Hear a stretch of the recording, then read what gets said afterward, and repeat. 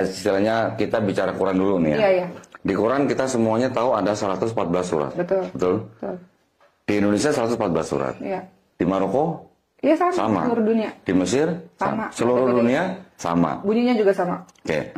Variasi bacaan mungkin ada lah ya. Iya, itu karena pelafalan. Iya. Qiraah Sabah lah Iya, ya. iya. Kalau di kekristenan itu macam-macam. Katolik itu nanti ada 73 buku atau 73 surat. 73 surat dalam satu buku. Kalau kita kan kenalnya di dalam Quran kan kita taunya surat. Iya, iya. Di mereka bisa disebut buku atau kitab lah. Di dalam satu kitab ini 73 buku atau 73 Surat. kitab atau 73 surat. Oke. Gitu. Kalau yang Protestan itu 66 surat. Oh, beda. Yang Ortodoks 78 surat. Iya. Yang Ethiopia 81 surat. Ethiopia? Kristen Ethiopia. Oh, beda lagi. Ada gitu. Kok Dondi tahu sih? Ya. maksudnya mempelajari yang mana satu? Apa semuanya dipelajarin? Kok Dondi dulu yang mana? Saya dulu yang Protestan. Oke, kenapa bisa tahu ini juga, tahu yang mana? Justru dulu ceritanya nyari tahu karena buat menjawab kalau keluarga saya nanya kenapa saya masuk Islam Oh gitu. gitu, oke. Jadi saya pengen ngasih jawaban ke mereka. Ini loh karena kitabnya orang Kristen itu ternyata ada masalah seperti ini. Oke.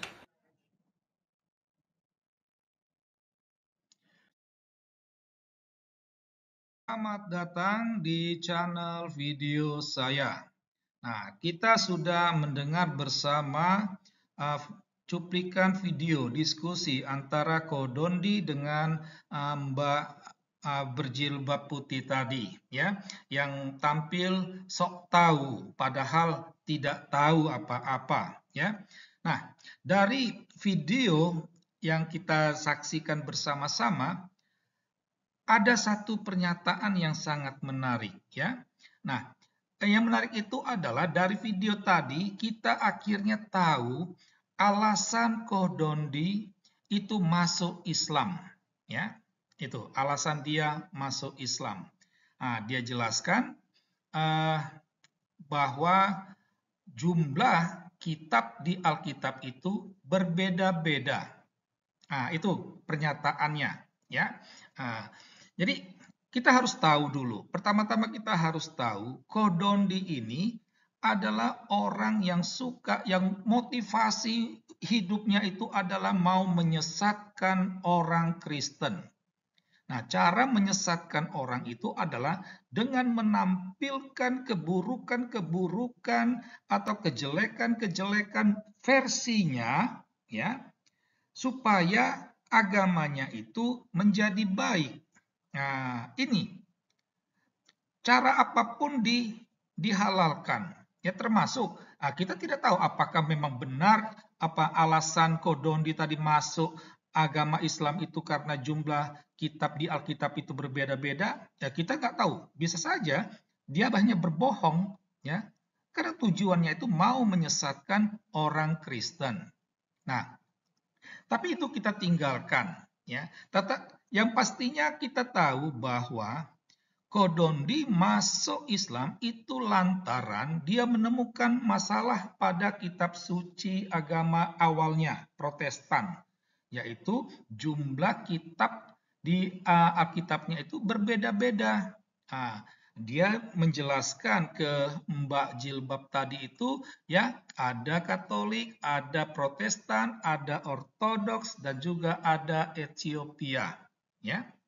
Nah, gambaran jumlah kitab yang berbeda-beda ini itu langsung dikonfrontasikan dengan Al-Quran, ya. Dia berbeda dengan Al-Quran. Al-Quran itu, ya, jumlah surahnya tetap 114 baik di Indonesia maupun di Maroko, di Mesir, di mana-mana di seluruh dunia. Nah, itu, ya. Nah, satu kesalahan dari Ko Dondi dalam penjelasannya itu adalah Ko Dondi sama sekali tidak melihat, ya, bahwa agama Katolik Protestan itu berbeda, ya, saling berbeda. Katolik itu berbeda dengan Protestan, berbeda dengan Ortodoks, dengan Ethiopia. Demikian juga Ortodoks itu berbeda dengan Protestan, dengan Ethiopia. Perbedaan itu bisa saja menyangkut ritus upacara keagamaan. Ya, ini yang sama sekali tidak disadari oleh Kodondi. Seharusnya kalau dia mau jujur, kalau bukan motivasinya menyesatkan, tentulah Kodondi dia akan mempelajari kenapa ya Katolik itu berbeda dengan Protestan, berbeda dengan Ortodoks dan Ethiopia. Ya, nah dari keterangan itu Kodondi akhirnya bisa dapat memahami kenapa jumlah kitab di Alkitab itu berbeda-beda. Ya, nah sayangnya ini tidak dilakukan oleh Kodondi. Dia hanya melihat jumlah kitabnya berbeda-beda, akhirnya dia masuk Islam. Ya, tetapi benarkah Al-Quran itu juga tanpa masalah?